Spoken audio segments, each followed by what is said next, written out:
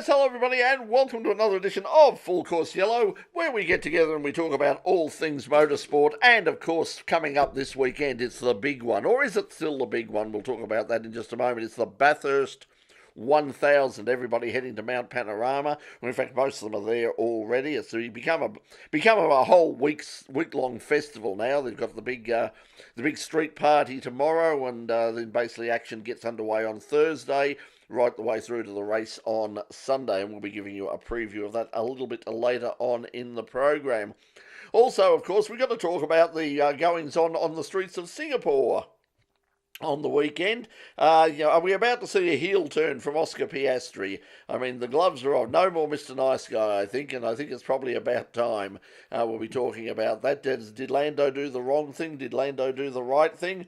Doesn't really matter. The fact was, George Russell was the man who actually took the win, but not only did Lando not win the race, but he finished behind a guy called Max Verstappen. And as we sort of said last week, there is a possibility, if they're not careful, that young Max might jump from behind and drive up past both of them and actually take this thing. But you never know. But anyway, we'll get on to that in just a moment. Lots to talk about as well. MotoGP in Indonesia. Now, the news coming out of MotoGP is, unfortunately, the champion-elect, Marc Marquez, will not be at Phillip Island for the Australian MotoGP. He also won't be at the Malaysian Grand Prix either. Had a crash on the weekend and sustained an injury, so he won't be racing. He won't be racing down at the island. So very unfortunate there. So one of the big stars of the event is not going to be down at Phillip Island in a couple of weeks' time. But anyway, look, all sorts of things happen, and to join me talking about them all, we've got most of the crew. We've got Richard Outram, fresh from his own time at Phillip Island on the weekend. We'll find out about what he was up to down in the Excel for the Victorian State Circuit Racing Championships, and we've got some news on that coming up as well. Also, we've got our regular Formula One tragic and floor manager from In-Pit Lane of many years standing, my good friend Peter Johnson, and from Queensland, the sporting capital of Australia, from Brisbane, it's Mark Jones. G'day, guys, how are we? Hey, Mark. How you going? Feeling like a winner. There you go. They've won everything. They've won, you name it. See, this is the thing. Like, if Oscar Piastri came from Brisbane, he'd have wrapped up title already. But Trivia quiz question. What is the most successful Southeast Queensland professional sports team? Rugby? I'd say it would be the Broncos. Yeah, Broncos, pretty good. You know, they've won 7 titles now, and it's 2 more than the Brisbane Lions have won. Bearing in mind the Broncos have been around a lot longer than the Lions. The Queensland Bulls have won 9 Sheffield Shields, but even that is not enough. 10 championships, Dick Johnson Racing, 11 championships, Triple Eight Race Engineering. There you go. So there's they'll have they've got more opportunities, and certainly in terms of Bathurst, but in terms of the championship as well, coming up on the weekend. But anyway, let's start before we move on to Bathurst. Let's start with the Singapore Grand Prix. Really, apart from that opening kerfuffle, there wasn't too much exciting happened on the track. It was fairly processional. But I mean, the big story, of course, wasn't the fact that George Russell won the race. It was more than what happened on the first corner or the second corner, I suppose, the opening lap, with involving Lando Norris, and it depends on, I suppose, your views there. A lot of people saying, "Hey, listen, he's a racer. He's getting in hard," as he said himself. If you see a gap and you don't take it, you shouldn't, or you don't at least try for it. You shouldn't be racing in Formula One. That certainly wasn't Oscar's view on it all. He basically said that so much for papaya rules. In terms of not taking themselves out. But anyway, let's go, Pete. Let's start with you. What was your take on it all? I watched it again just before we came on, and the other excuse he used in the immediate radio message apparently back to the team was that he was avoiding Max. He did touch Max, but after he touched Max, it was only a light tap. Max was a fair distance away from him before he turned in on Oscar. And from a racing point of view, yes, he did nothing wrong. He went for a gap. I think he's of the Ayrton Senna mould of racer. If you go for, no matter what type of gap, whether it's small or big, you go for it. And as you say, you're no longer a racing driver if you don't. So from a racing point of view, he did nothing wrong. From a team's point of view, if they're saying don't crash into each other, yes, he did something. He did do wrong. I don't think it warranted the compensation to Oscar. I think it was if he didn't get away with if he didn't get away with the damage, he would have been in trouble with the team. I think more worryingly for the team is on the second pit stop, every time in the last 2 or 3 Grands Prix, they've had that wheel gun issue. It's been a bit strange, hasn't it? I mean, it affected Lando obviously, and then this week, this time it's affected Oscar. Surely they'd have to, like after the first time, you'd think they'd find out what's gone wrong there, and let's make sure it never happens again. But it's happened a couple of times now, so it's very strange.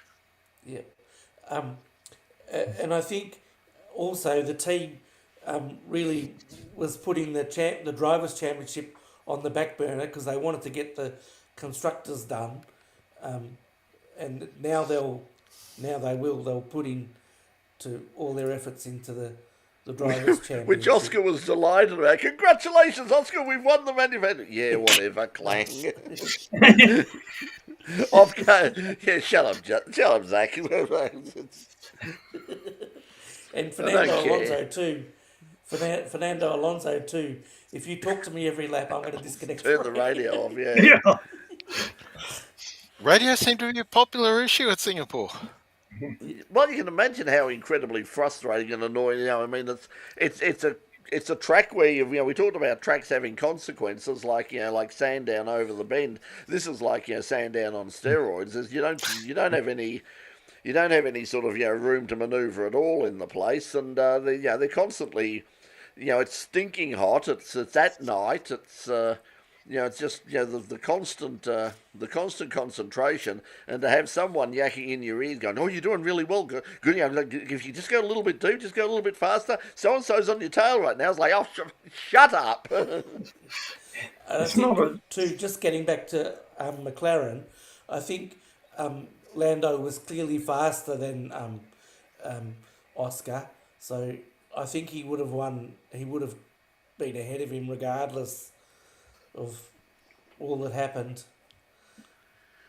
Yeah, I think the problem was in terms of it was if it hadn't been his teammate, it would have been a reckless move at the best of times. I mean, they were very lucky because if you had the stewards had a look at it and said, "Okay, there's no problem at all here," which is fair enough. But at the same time, I mean, they were very, very lucky because if you had a look at it the other way, if Oscar had have hit the wall, and if Max Verstappen had his rear tyre cut by that end plate on the McLaren, you could have had both the leading contenders. In fact, you could have, if the damage was bad enough on Lando's car, or if he got a penalty for it, you could have had the top 3 contenders from the World Championship all wiped out pretty much on the first corner because he's dived in, he's seen an opportunity to get past, and he's gone, right, I'm taking this, because he pretty much knew, in fact they all knew, that basically once you've got through the first couple of corners, it's pretty much follow the leader from that point. So it's a bit like Monaco, so why not, I suppose you've got to go for it if you want. And Lando's main thing at the moment, like we said last week, the fight,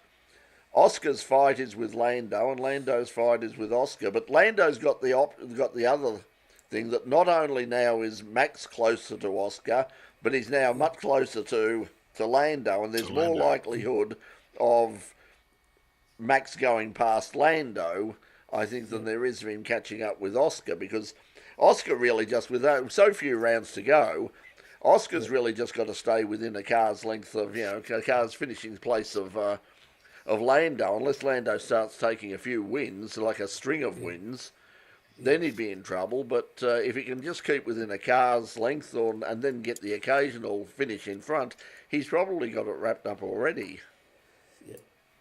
And even in Baku, I was flinching watching Lando a few times because he attempted to pass people. He didn't pass them, but he attempted it. And I'm thinking, no, Lando, you can't do it there. And he tends to be a bit impatient, I think, is the thing. It's also going to be, as I said, in terms of papaya rules, you'd have to think now that it's like, okay, I think certainly if I was Mark Webber, I'd be going to Zach right now and saying, okay, congratulations, wrapped up the Manufacturers' Championship, the Constructors' Championship, terrific, well done, congratulations, now all bets are off. It is my guy versus your guy, or it's Oscar versus Lando. Lando is not a team. Lando is now his main rival, and so he's done all the team things. Now, it's you wanted him to fight, he's fighting. I think Peter Windsor sort of said, he said, I'm not sure that you want a sort of a fired up Oscar Piastri, because he comes across as being fairly steely eyed and possibly ruthless, and he might just sort of say, steely eyed missile, mate. Yeah, just in terms of okay, just you want to get past Lando? Yeah. So I can put you in. You can put me into the wall. I can put you into the wall as well. So, and I don't care. What are they going to do if he wins the world championship? They're going to get to the end of the year and say, "Oh, we didn't like what you did with Lando. You're off." Because I reckon there'd be a lineup of teams that would be very happy to pick him up. It's starting to remind me of Prost and Senna. Yeah. Yes, very good call. Yeah. Well, that does. I mentioned it last week as well, but it does remind us of a different Prost analogy back in 1986, where we had the two Williams drivers, Piquet and Mansell, headed into the finale at the Adelaide Grand Prix in the box heat to win the championship, and they both had problems on race day with that infamous tyre issue, and Alain Prost went through, won the race, and took the title, even though he was third coming into the finale. So it's Yeah, and Max could easily do that. I mean, we could get to that last round, and it would be like, and it could be like, a case of, well, if neither of the, it's between the two McLarens. However, if neither McLaren finishes, and Max wins the race, Max will jump up and take the title by a point or something. Then they're going to have to be very, very careful, because it's going to be like, you guys cannot take each other out under any circumstances, because otherwise you're both going to lose the championship. Or you could consider, I was going to say, you could consider if one driver was 1 or 2 points in front and the other guy was looking to overtake it, you put him into the wall and go on to win. I've never seen that happen. Has anyone ever seen that happen before anywhere? No, that would not be the spirit of cricket. Wouldn't, would it? No. No, definitely not. Shocking, Definitely not. I mean, if we want to look at the mathematics of it, Max needs to outscore Oscar by 11 points each race for the rest of the year. And for Lando, it's 4 points each race for the rest of the year to overcome Oscar. And that's. So I'm not entirely convinced that Oscar can sit on Lando's tail for the rest of the season and hang on to the title. I think he's going to have to beat him at least once to.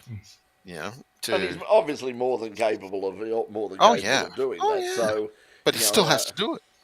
He has to do it. So yes, it's not. So we've got plenty of entertainment entertainment around the corner. I mean, next round, what they think they're at Circuit of the Americas America. next, which Yeah. is a track which in theory should suit McLaren, but it also might suit. See, the thing is, I mean, they've also rested on their laurels a little bit because McLaren have basically said, well, we had such an amazing start to the season. We were so dominant. We haven't really done much in terms of developing this year's car. We really haven't done all that much. Whereas both Mercedes, We're not going to do much more. They said. yeah. So they go. They think they've done enough, and I don't think they were expecting that Red Bull in particular, but also Mercedes as well, would make changes that would improve their cars that much. Now. Yeah, so in that case, I mean, because if you look at the Mercedes, I mean, Antonelli had a pretty good race in Singapore as well. The Ferraris aren't quite there, and Max is in a class of his own at Red Bull, because Yuki, after a good performance in the previous race, he's gone back to type again. Also, and speaking as of going with back, Liam Lawson and yeah, that's what I'm going to say. I mean, like, as he shot himself after that brief jump up, and it's like, oh, actually, he reminds us how well he can drive, and then on the weekend it was like, yeah, perhaps not. Thanks for doing the maths for me, Mark. The only extreme sport I've ever done is extreme veggie maths. So thanks for doing the maths for me. Yeah, that's certainly not my strong point. Is sorry for the mansplaining. for the No, thank you for doing the. I didn't. I was trying to work it out, and like well, I said, I think it has the I think it has the potential there. It shows like just how big the job is and just how good a performance Oscar has put in already. I mean, he's and at some stage, and this is what I think it was Anthony Davidson said on the weekend, that he sort of joined. There's a growing chorus of people now who are saying at some stage McLaren have got to make a call, because they could mess this up, and either way they're going to be left. They could well be left with a very angry driver, whether it's Lando or Oscar. And you'd imagine with Mark Webber there that at some stage, if push came to shove and it was became fairly obvious that Lando was getting some sort of like a better deal, the chosen one, and he is the chosen one, as some people are saying, under those circumstances, like Oscar's in a very good position. Like Mark can go to the team and say, well, okay, well, there's not much we can do about it now, but when the next round of contract negotiations come up, it's in the book. Just be careful. Anyway, apart from that, any other views of the Singapore Grand Prix, apart from the fact that it looks very pretty, and it was obviously very hot, and it's very, very, very expensive. Oh, and humidity. Yes. Oh, the humidity. That's Yeah. Actually, thought that came to mind from Singapore was F1 Academy is setting up for quite the finale, with Meyerweg continuing to close the points gap to Dorian Parr at the front of the championship. And in the semi-reverse grid race on Saturday, we saw the daughter of the late Ken Block, Leah Block, get her first race win. And that was there was a lot of people very happy to see Leah get her first. It's actually her first. I think it's her first race, motor race victory of any description, because she came out of rallying, so as you would expect, being Ken's daughter, and before moving into open wheelers, so she doesn't have a background in stuff like Formula Regional or the American Mazda based. And I'm never putting those two words together again after hearing them out loud. Based open wheel ladder system. Yeah, it was highly entertaining for Yeah, and the points gap. It's going. There's the finale is Las Vegas, if memory serves, for F1 Academy, and that's the only race, the only round left in the year. So, Doran Pan, who's come up through GT racing and amongst as well as Formula 4 and she was very briefly in an Iron Dame, so she has a bit of experience advantage over Maya Verg. I think she's Belgian, going by memory, but she's the Ferrari supported driver, and so we've got Verg's been hunting down part over the course of the year, so there's a little bit Whatever of happens, whoever it's a wins, fascinating battle coming up for those two. whoever wins, you just hope that it will actually lead to something.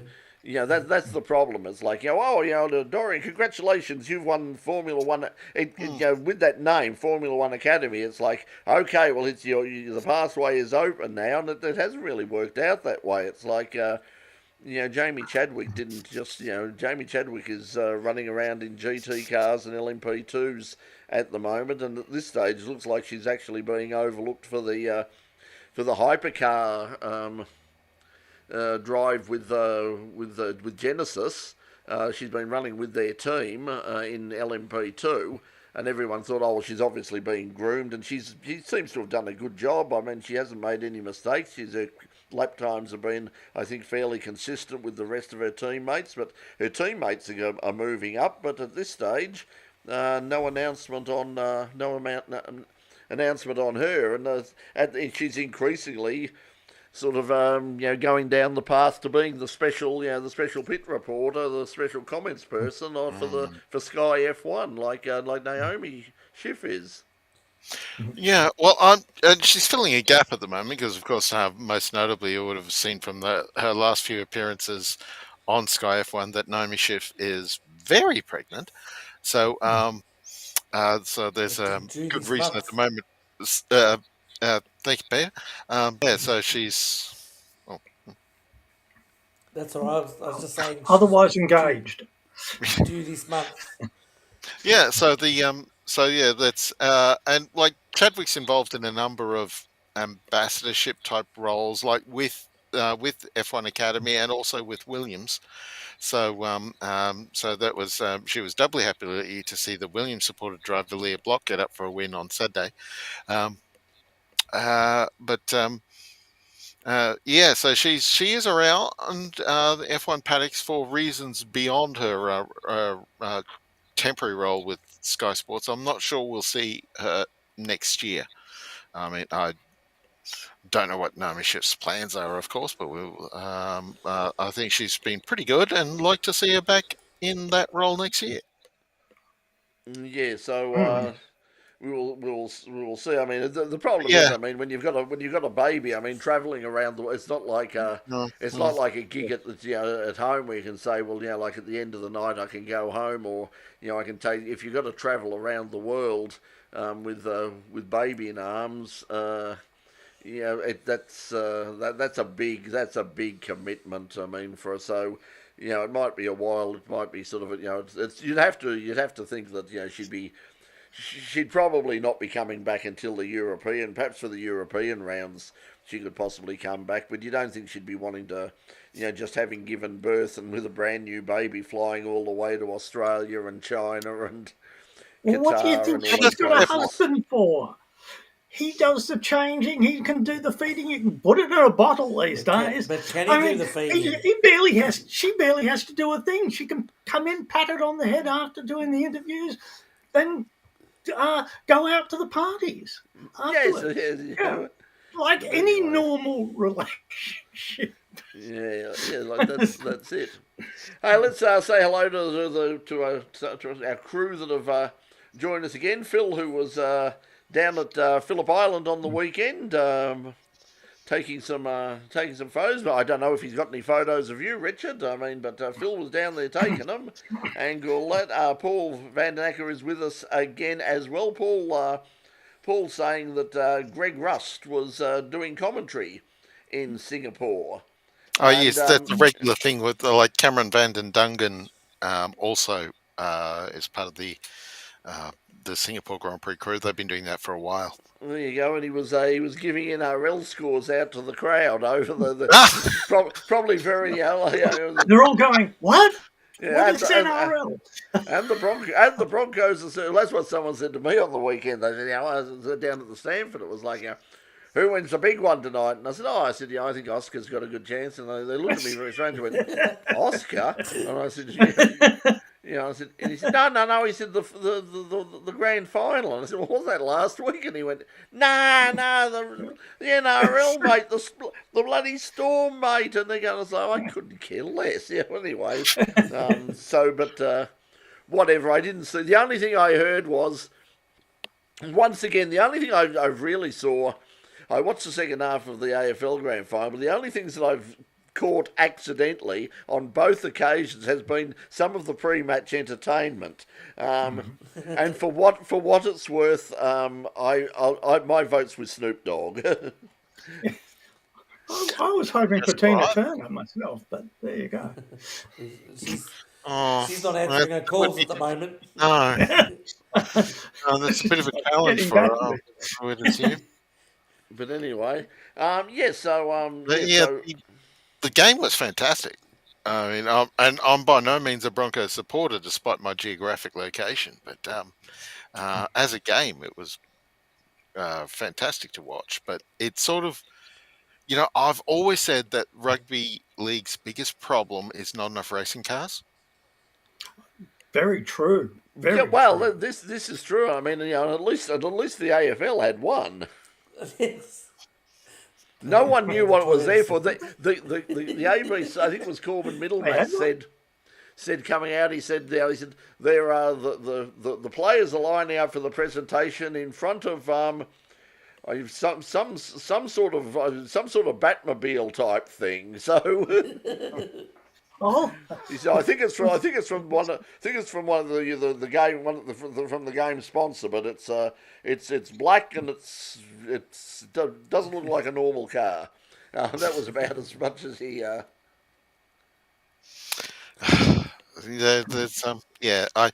suppose I wouldn't expect which channel was that on? ABC. Oh, 7. ABC. Oh, actually. Oh, ABC, yeah. Okay. Yeah, it was radio. I wouldn't expect the ABC to understand ABC radio. that kind of thing. Yeah. And Channel 7. Yeah, so You reckon Offsiders will ignore the Bathurst 1000 for, I think, the 20th year in a row this year? Well, they might as well, because they've ignored the Grand Prix. I always have a bit of a flick on during the Grand Prix, and I remember once somebody did raise it. One of the I think it was Tracy Holmes or someone did raise it, and got very quickly slapped down by the rugby person and by Caroline Wilson, who basically went, it was just it was stupid. It was nobody's interested in it. So there was only 400,000 people there, but anyway, never mind.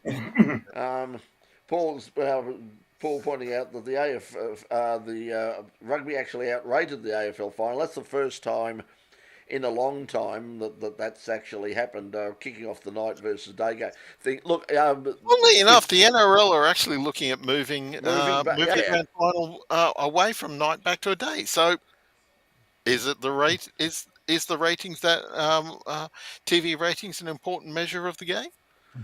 Well, it depends on what the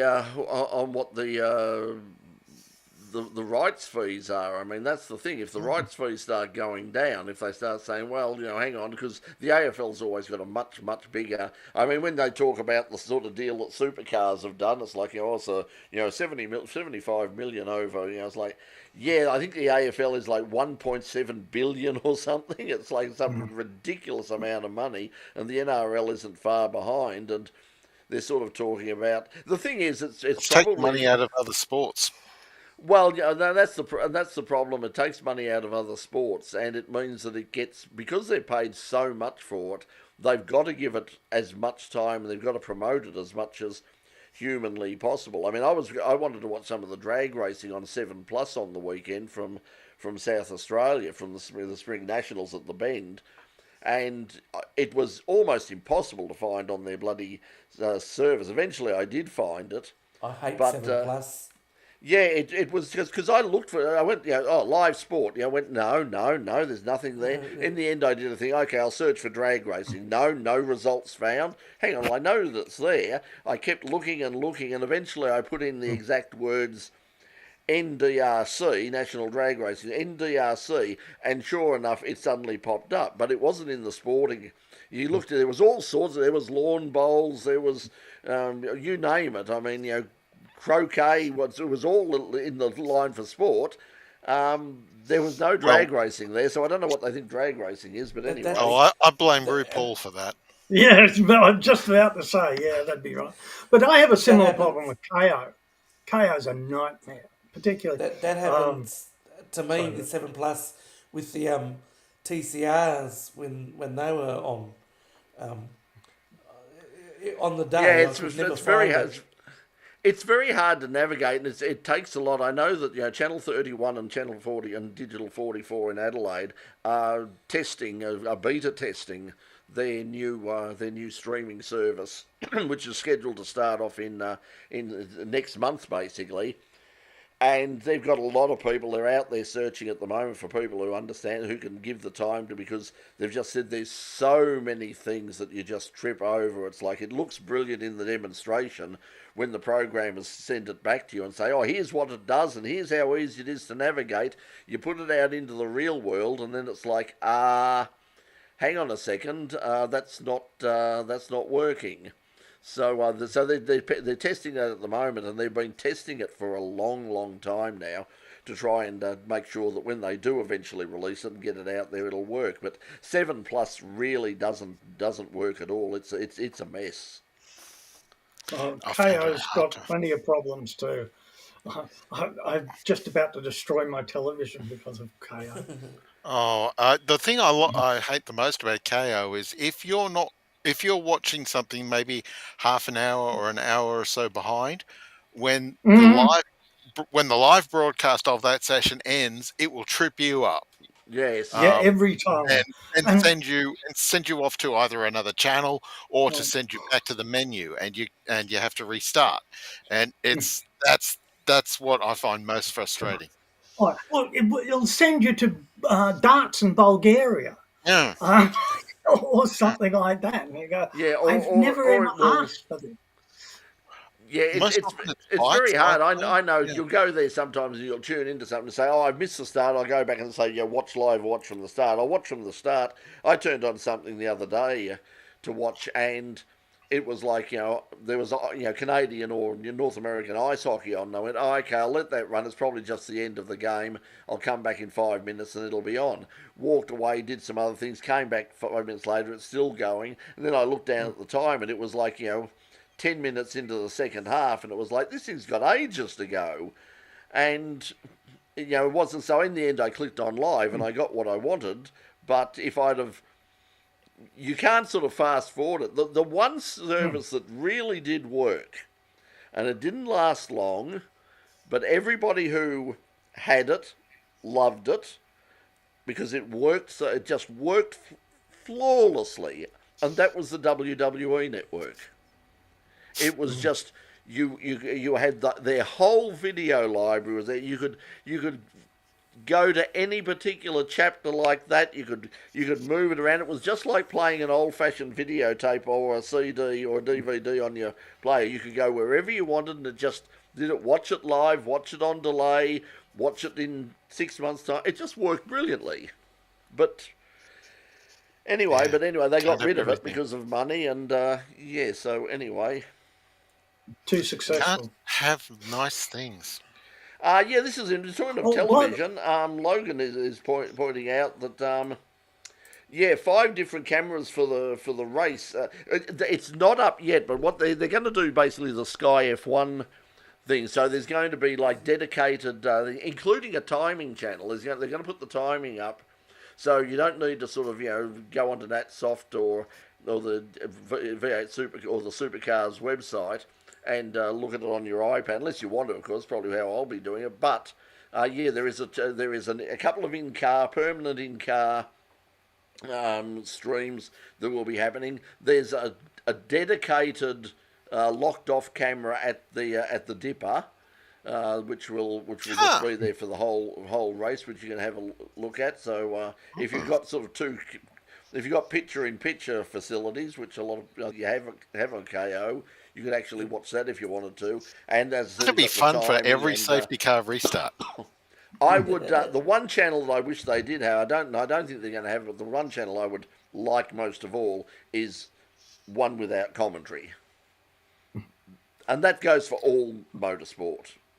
I thought NASCAR, because they were in so delayed and behind, they didn't have any ads. So they'd had these big slabs of NASCAR with no commentary. And I'm going, hey, this is good. Yeah. Because I know what's going on. I don't need anyone to tell me. They actually had that at one of the Sheffield Shield matches today. I was watching the cricket, and it came up one stage saying, we apologise that due to a problem with the feed, there is no audio. And I'm going, yeah, just keep this going, mate. I'm happy for this. But and you can get I know that in America, and I think Sky F1 actually do have a dedicated channel that doesn't have commentary, and you can just sit there and you can just watch the race, and decide yourself what's going on. But yeah, so they will show up later on in the week, basically from Thursday when you go and you get your row of things down the bottom showing you what's on. There will. From Thursday, you will see those 5 extra channels that are going to pop up. So that's really good. So they're certainly spending some big money for this particular race. Channel 7 are kicking in extra facilities as well to help out. Gravity Media are doing, which is Eddie Maguire's company, are doing the actual production, and they're taking up. It's all going to be done in, and there's going to be 4K. So if you've got 4K. That's it. I mean, as Box is saying, the mute button works, but the soundtrack would be about that. And that's the thing you miss. You miss the sound of the engines. If you have that where you could just say yes, no commentary, thank you, and you could just click on and get there and just hear the cars, just hear the engines, and perhaps just hear the interviews. The pit lane interviews or all the rest of it. That would be that'd be good. Would really like to see that, because sometimes you just don't, depending on who's doing the commentary, you just don't need the commentary. If you're a hardcore fan, you know what's going on. You know who the cars are. You don't need to be told over and over again about the history of the drivers and the history of the team and all the rest of it and people's opinions. You just want to see the race. And some of the Americans can get really whiny. They get and they talk at 1,000,000 miles an hour, and they start to get whiny, and they go, "Shut up for a minute, will you?" That's mine. We have an Australian commentator that, if there's an overtake, they say, "Oh, that was a great pass," and then he proceeds to retell exactly what happened. It was a waste of time, waste of airtime. Yeah, I think there's a few people who would like the. I think Logan's got down the bottom. Remember the year they paused the race during ad breaks? The telecast was well over an hour behind reality. Yeah, I remember that. There was a lot of controversy. A lot of controversy about that. I think the reason they did that, it was the final year of total free to air. So I think they were brown nosing to everybody, saying, we won't go to the news. We'll let this finish, and.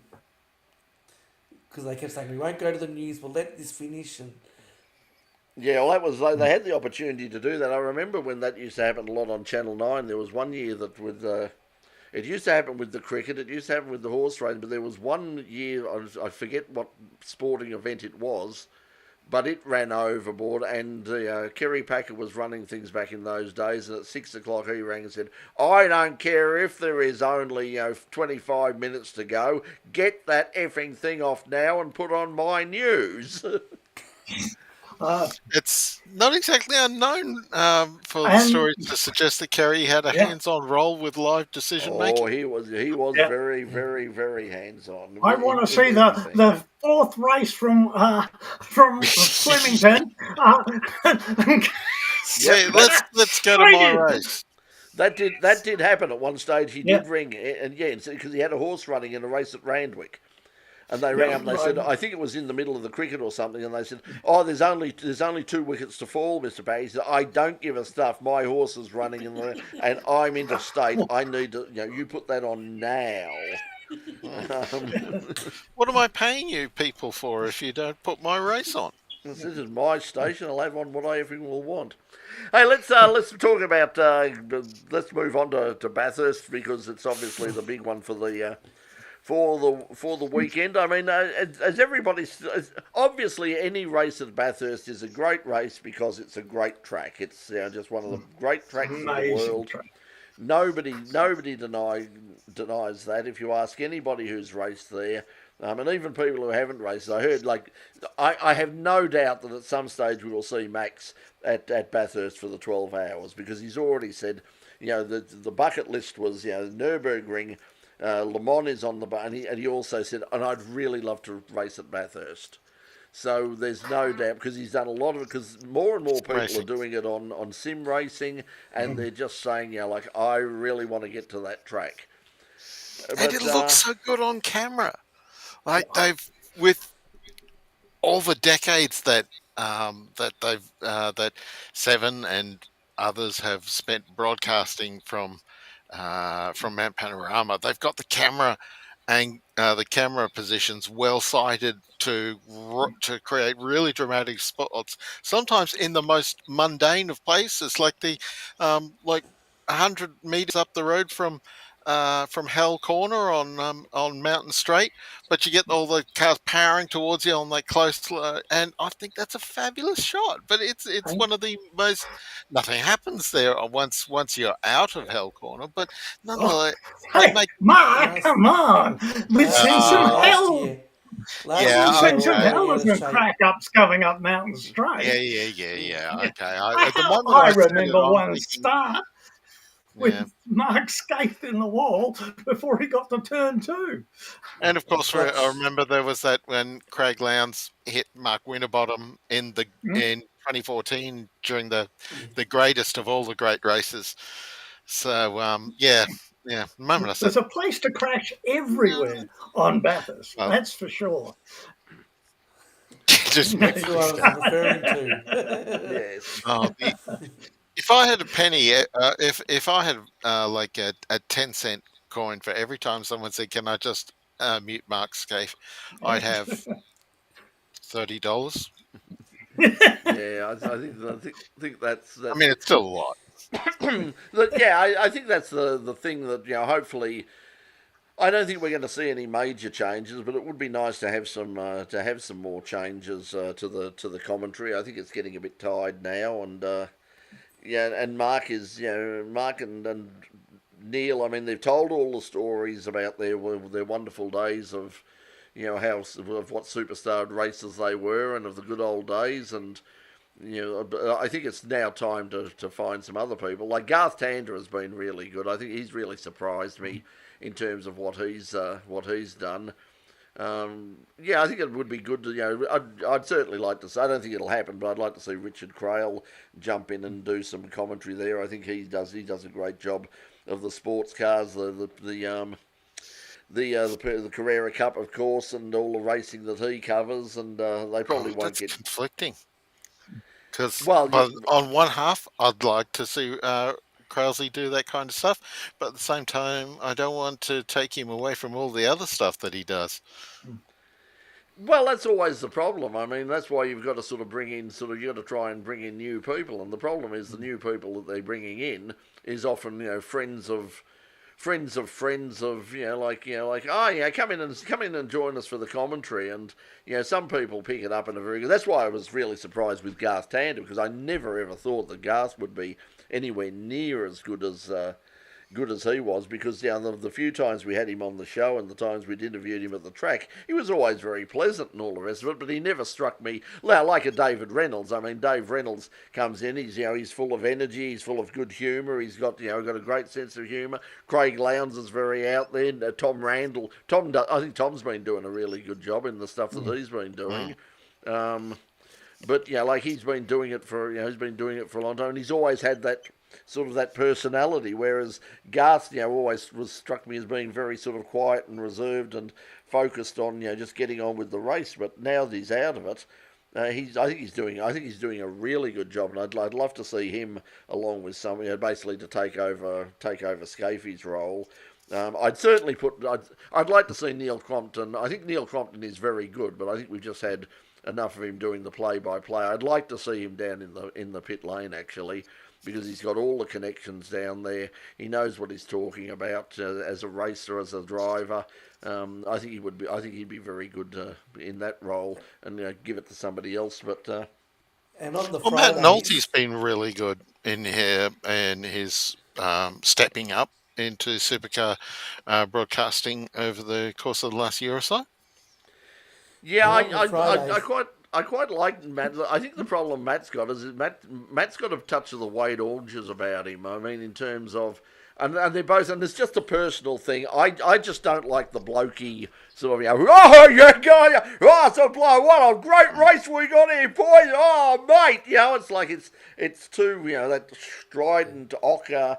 And I don't like to say, but it's very Sydney rugby, like Sydney radio and Sydney Rugby League. I can instantly tell in the days when you'd be on an old style analog radio and you'd tune around late at night, you knew instantly the moment you hit a Sydney radio station, because suddenly you'd go from, it's like, and it's 9:25 here on 3AW. We'll be taking a break, and then you go, oh, here we are, oh, bloody beauty, Butler Bunzer, mate. Oh, it's a mops. And you go, what the hell? and Mike Raymond. Yeah, exactly. On the Fridays with Neil Crompton, what they do is with him on the first days of some races is they put him at corners like they do with Martin Brundle on Formula One, and he's very good at that. Yeah, I think that's the sort of thing that he is very good at, and I think he was good at other things. I think the problem is there's a formula, and the standard formula has always been play-by-play and colour. And play-by-play is especially, and that's the ABC template for both their football and their cricket coverage. You have play-by-play, somebody who is a specialist broadcaster, someone who knows broadcasting, television, radio, whatever, someone who's experienced in that area, basically doing the play-by-play, and then you have the analysis by somebody who actually knows what they're doing, the ex-driver, the ex-cricketer, the ex-footballer, etc., etc. The problem you've got in it, now is you've got two ex-drivers in there, basically swapping old stories. Oh, that reminds me of the time that I remember such and, Well, that's in part because Crompton is both. I mean, he's an ex-driver, of course, but he's also been a professional media for as long as he's been in racing. Like he got his first media gigs when he broke his leg when he was in his motocross career, because Crompton came across from motocross originally. So during that convalescent time, he started doing broadcasting from that to keep himself and so his commentary career has evolved alongside his racing career. So he's been both for all of this time. So that's why we get him before the races. He's Martin Brundle, but once the races started, he's he's David Croft, and that's the problem. David Croft, If he was Martin Brundle, that would probably be fine. If he did the Martin Brundle thing, and that he was the colour, I wouldn't have a problem with that, and then have someone like a Matt Nolte or a Chad Neylan, or I think Chad Neylan does a really good job of the pit stuff and his race analysis. I think he does a really good job, and obviously Mark Winterbottom is very good as well, and I think Molly Taylor's getting better as well. She was very sort of stilted at first, but look, it's a really, really tough thing. I mean, you've had a lot more experience marking commentary than I have, and I hate it. I've had so many people say, "Hey, would you come up and do some commentary for?" I mean, I'll be doing some commentary on Friday out at Calder Park, weather permitting, but oh boy, it's a tough gig. It's a very tough gig. Oh, a couple of 2 weeks ago at Queensland Raceway, we had one class that had only two cars in it, and they were doing 1 hour races. You did a That's great right. job of the You excels said anyway, that Mark. last I week. thought Yeah. Love that. I love XL racing. They're the most. I mean, they're the XL racing is the easiest category in the world to commentate because there's just so much going on. I mean, you can look anywhere on the racetrack and find something interesting in XL racing.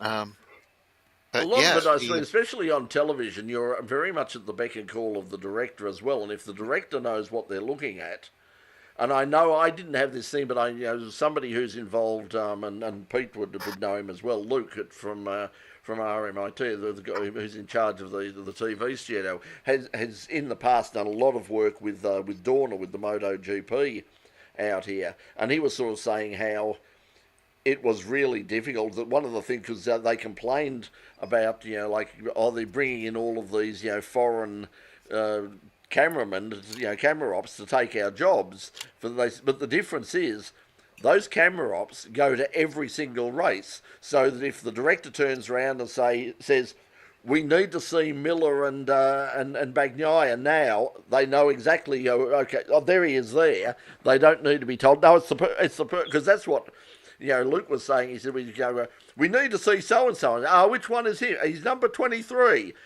Oh my where's God! 23? We're 20. What colour is it? It's multicolour. Oh, thanks a lot. They're all multicolored.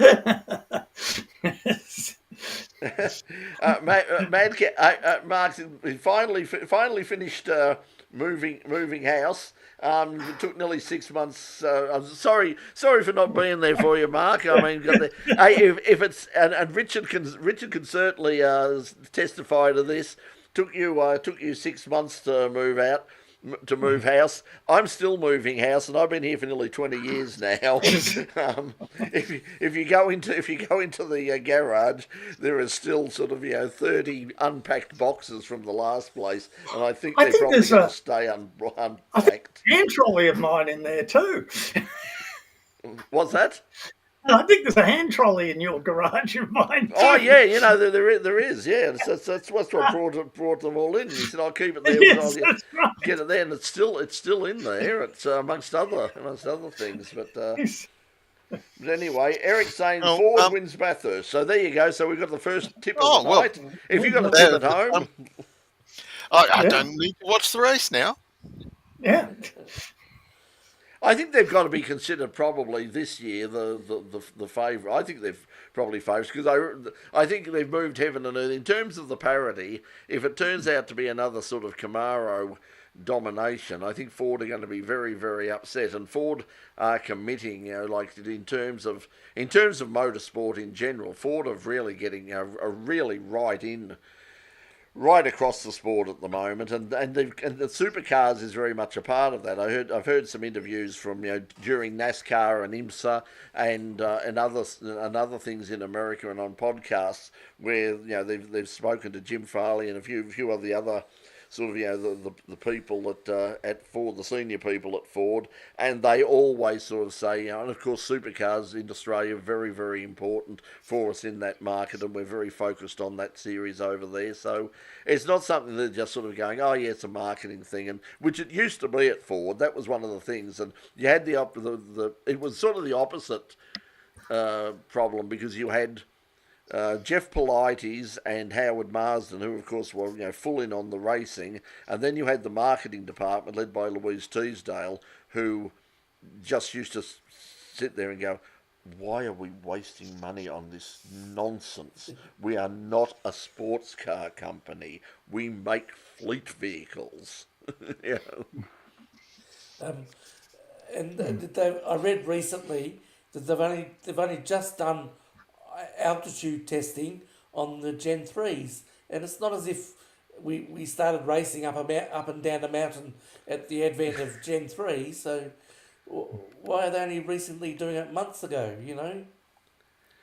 Well, this is the problem of parity, sort of in terms of like instead of having a good set of rules, and I think this is somebody said just recently, design the rules right in the first place, and you don't have to worry about parity because it's like here is the box that you build it into, and as long as it fits in this box, you can do whatever you damn well please. But if you design them if you design them well, if you design the rules well, make sure there's no loopholes. Then it's like they say, like, what does it matter? Okay, we've got a car that, we need 700 horsepower, we need 680 horsepower or whatever. We're going to do it with a 6-litre V8. Well, we're going to do it with a twin turbocharged 3.2 litre V6. Well, we can do it with a turbo rotary. Like, it doesn't matter what you're using. As long as it fits into that basic power to weight, which is what they're doing in the World Endurance Championship and to an extent in GT3. And if you watched, and as I think Mark pointed out, and it's very hard to watch you to see it now, but if you watch that last lap of the DTM, which I did manage to catch up with just before I came on here, now that's how you finish a championship. Oh my goodness! And background to that, Brett. And indulge me for a second. Coming into the last round, there was 9 drivers in the championship battle, and the first race of the weekend only reduced it to 7 coming into the final race. So you had like Anshin Guven, who was the star of the final race and won the race, winning the title. But he was, I think, 5th in the points when the race. When the final race of the season started, and and second place finish in that race wouldn't have been enough for him to get the title. He needed to get that win, and that move he pulled on Marco Wittmann's BMW to reclaim the lead after having lost it only a corner before on the last lap of the race. It was. Oh my goodness! It's. I must admit, I was waiting. When I saw it, I thought it's a wonder nobody said anything about track limits. But they probably looked at it and went, "Oh hell, it was on the grass." I mean, we can't punish him for that. I mean, he had all 4 wheels on the grass. It had nothing to do with running wide. He went in there and it was like, I'm coming through and nothing's going to stop me. It was yeah. So congratulations to Grooven. It was in the Manthai Porsche, but that was once again you had so many cars, so many drivers eligible in the last, but you've also got once again. Oops. Oh, well, you'll have to take over, Mark, because I know nothing. Well, yeah, it was amazing to have. I mean, this is like the greatest DTM season of all time to have so many drivers so close heading into the last round of the season. It was just amazing to have. And, there's some really excellent drivers amongst them, like Anshin Guven, the Manthai Porsche racer, of course, was just 18 months ago was our Bathurst 12-hour winner. So yeah, he's and he was in co-driving with Matt Campbell, and Guven was actually the guy who did the most laps in the car that weekend, and on the way to Porsche's second 12-hour victory. Guven was excellent in that race. It was he played for and got. But we've almost gotten to. Well, we've gone over the hour, and we haven't spoken about Phillip Island yet. God, Richard, I want to know. Well, I couldn't get a word in edgeways, could I? But anyway, I didn't see too much from the back. I put a new motor in it. It wasn't very good. It wasn't as successful as I hoped. I've given it back to him to see if he can jazz it up a bit. But the simulator's been a great help for me, though. I'm getting consistent. We must also point out that there was Formula Ford at the island, and congratulations to Kobe Williams, who took the championship. Joins that very impressive lineup, and it also was a very good race right down to the end. So certainly not the huge fields we used to get, but certainly at the front it was there was plenty of action there. Didn't see much of it. I saw the last Formula Ford race. I saw a little bit of the MG race, but apart from that, I didn't see too much at all. Darren Hossack. Sorry, Mark. Oh, yeah. I was going to say that the coverage ended early after an enormous accident in the Mazda RX-8. Yeah, so, I think I said before, the driver, Dominic Caminiti. he's okay. But obviously it was a big crash. And our mate Phil, I mean, he's been on there sort of saying, has anybody got any photos of that? Because I don't remember anything at all. But he didn't think it was. But as one of the marshals said, who attended to him, it's like, it was serious enough, mate. Give us a call and we might discuss it in private. So it was obviously one hell of a big whack. So just as well that so he's been very, very fortunate to come out of that. But as I said, Darren Hossack took a win in his Mazda RX-7. 12A.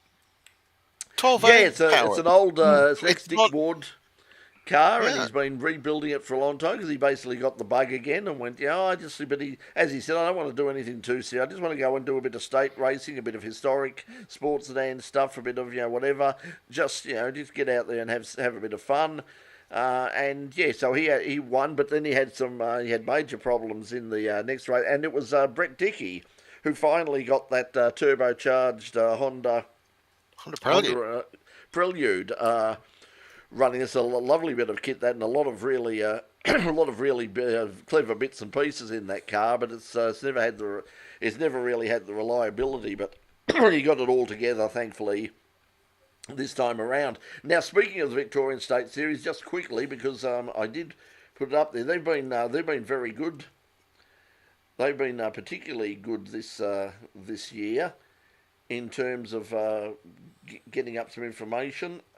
And if I can just get this into position.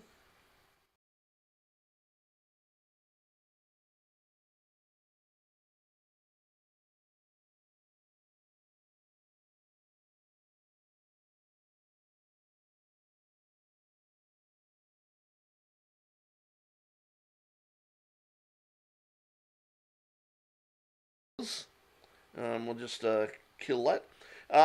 So same week as the Bathurst 12 hours for the opening round, but they're only going to run the one round at Phillip Island next year, and I think that's because it's just basically becoming just so expensive to race there that they just said, no, we really can't afford to go there, because they basically were running sort of 2 rounds at Sandown, 2 rounds at Phillip Island, and then 1 round at Winton and 1 round at Calder. This year they're going to run 2 rounds at Sandown, 1 round at Calder, 1 round at Winton, and 1 round at Phillip Island at the end of the year. So the state rounds, state series. So Richard, as a competitor in the series, what do you think of that calendar? I mean, are you going to disappoint you? You're not going down to Phillip Island more?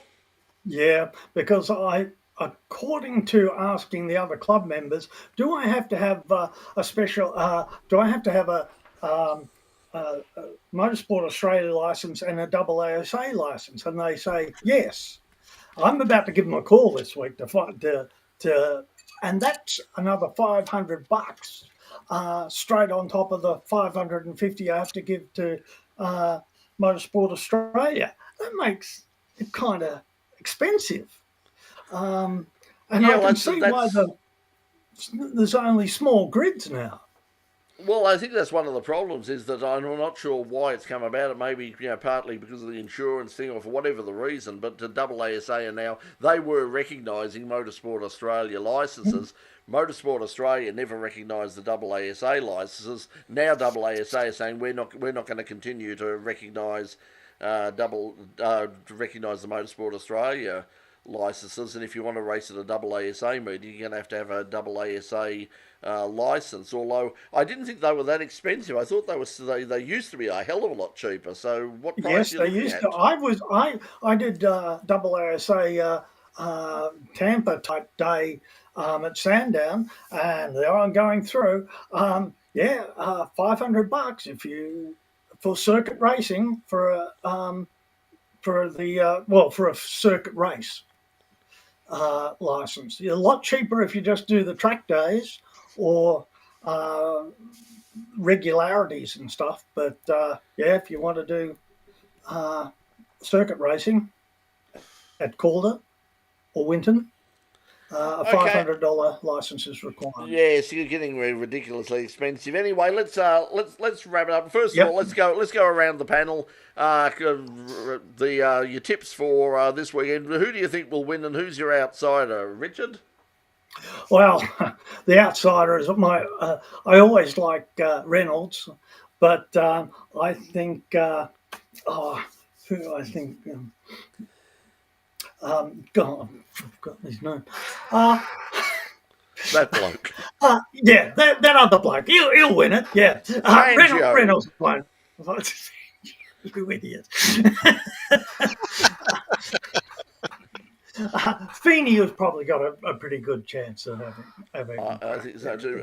Pete, what do you think? Your tips for victory and your tips for an outsider. I think Cam Waters and Mark Winterbottom for a win, and for an outsider, maybe an outsider, maybe Premiere actually, one of the Premiere cars.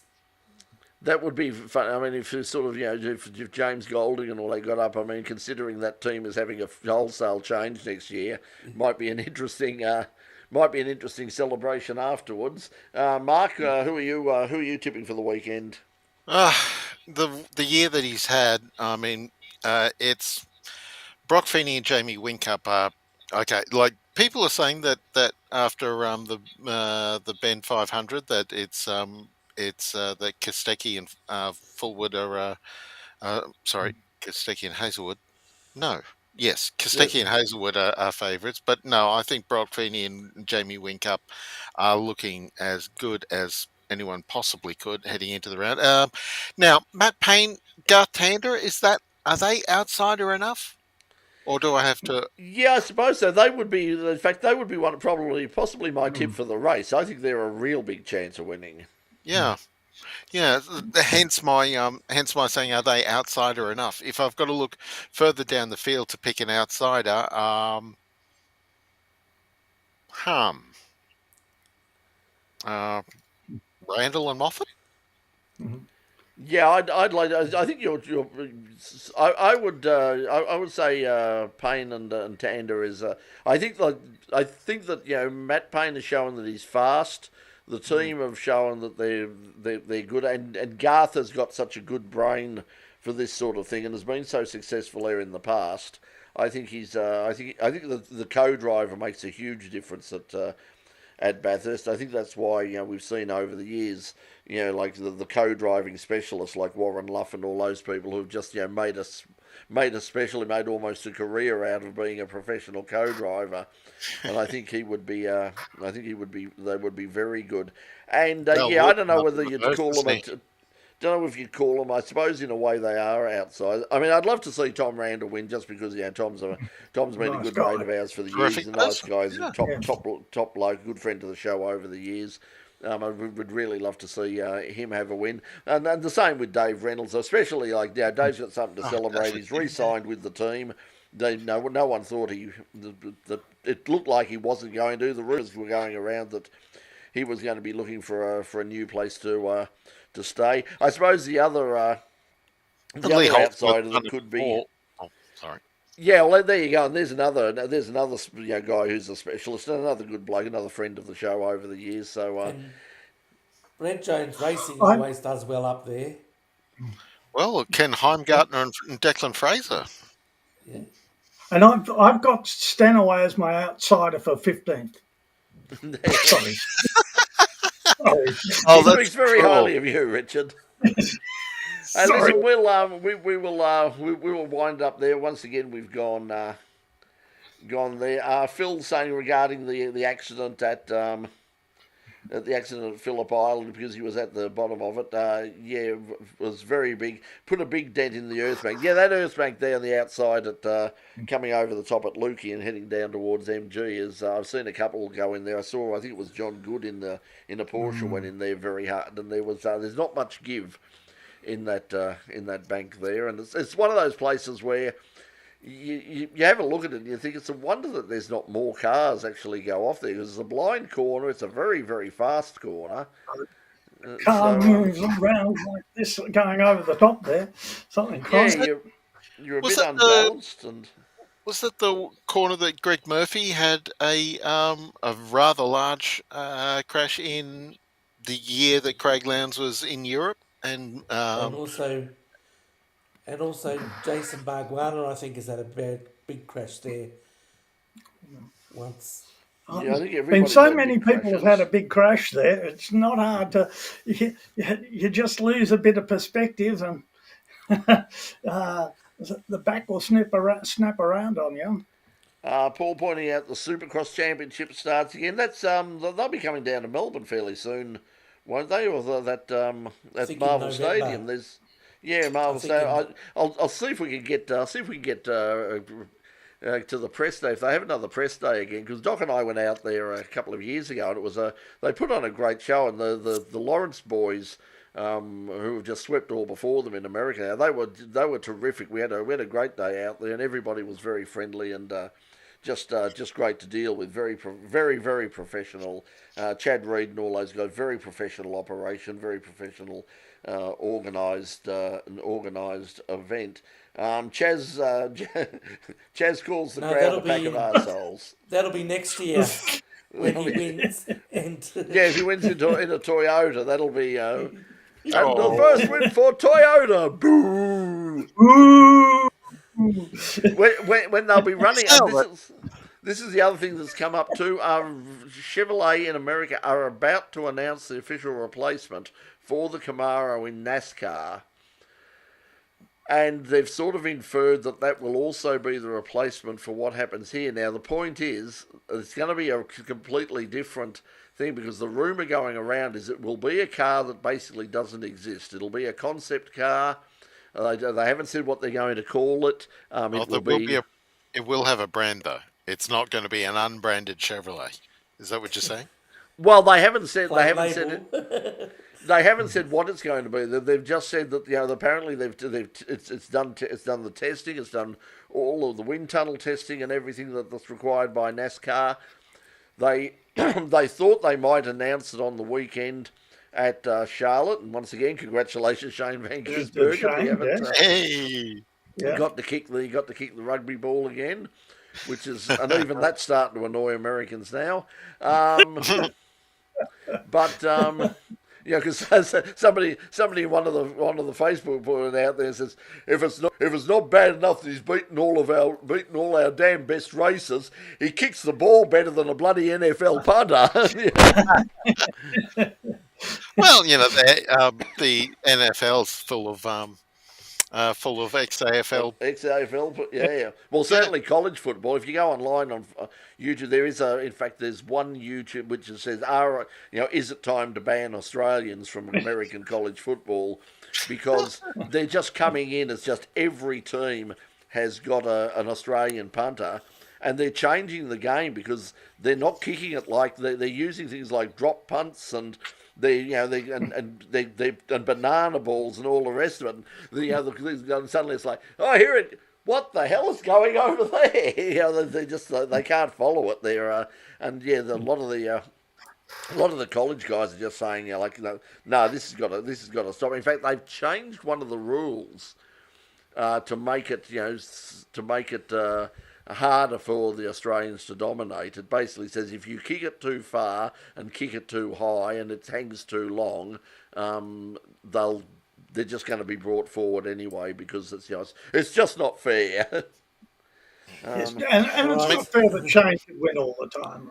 And on the words from Eric, that Sandown is the home of motorsport, and there was racing at Sandown on the weekend. There was I went past the Subaru Car Club had a club sprint there, and the Historics are just around the corner. So get out to Sandown, and remember, get out to Calder Park this Friday. Gates open at 5. Racing starts at 6, weather permitting.